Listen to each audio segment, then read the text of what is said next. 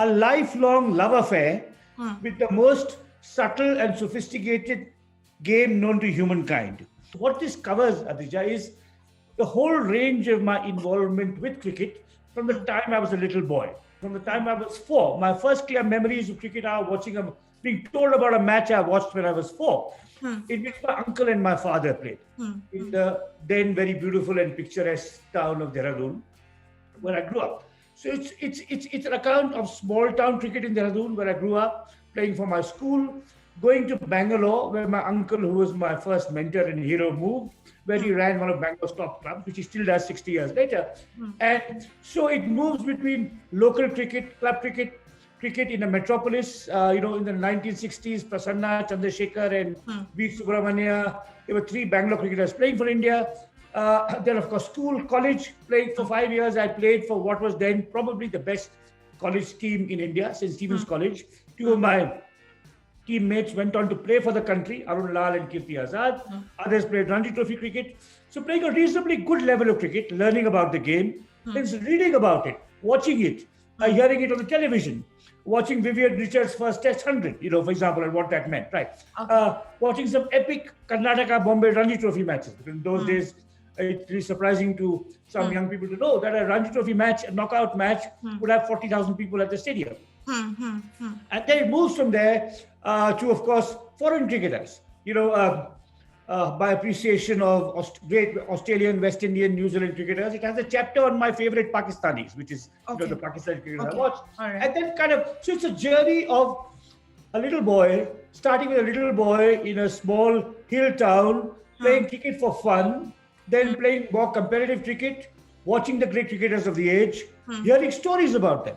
So, for example, Arun Lal, who was my first college cricket captain, I would play with him for the college, and he would come to the nets, but he was going to the Ferozshah Kotla, where he was playing Ranji Trophy with Bedi and carrying back stories about Bedi. Right. So and then it ends with this most unlikely and odd episode for a lifelong cricket fan, which is of being asked to administer the BCCI as part of a team of 4.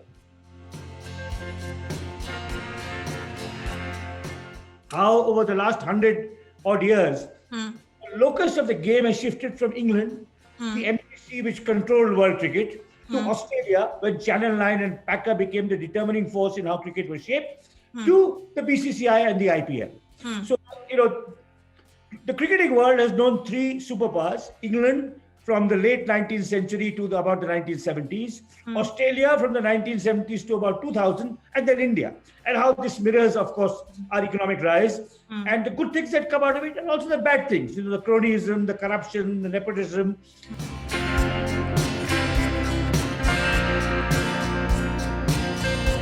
In my earlier book, Column of Fallen Field, I explain how it was domesticated, how the Parsis took to it, and how the Hindus and the Muslims also took to it. But it remained, so it slowly became an Indian game, to start with a Maharaja's game, then a middle class game, and finally a working class game. So the cricket over the last 100 years has democratized in India. It has democratized socially by moving from the elite to the middle class to the working class. It's democratized geographically, moving from the centers of Bombay and Delhi to the hinterland. I mean, the fact that MS Dhoni from Jharkhand is one of our greatest ever cricketers, or Harbhajan Singh from Jalandhar, would have been inconceivable 30 or 40 years ago, when the Gavaskars, the Vishwanaths, the Dravids all came from Bangalore, Delhi. So it's democratized sociologically, geographically, and even in gender terms. One of the most remarkable transformations in cricket appreciation in India is that how women are so, and young girls too, are so engaged in, of course, playing it.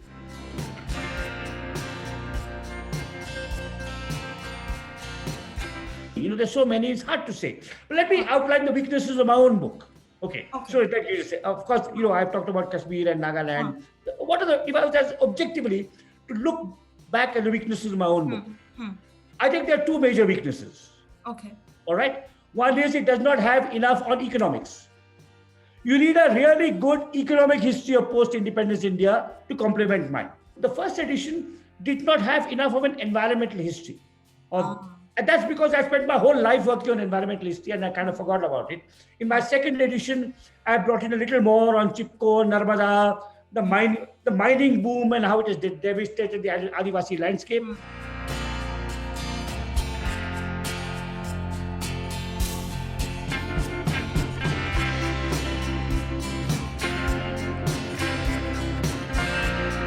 It was, when I started, very exciting because everyone was writing on colonial India. So there were new things to say, new materials no one had looked at. It's closer to you. The government records are closed.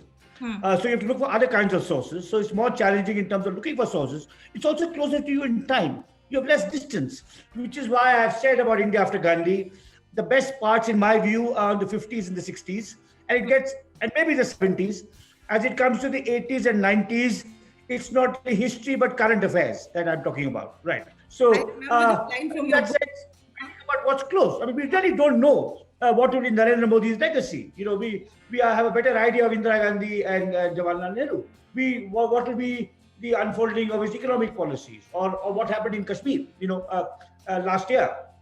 So the closer you are, your judgments are very interim, spontaneous, influenced not by deep research but by your own prejudices, perhaps.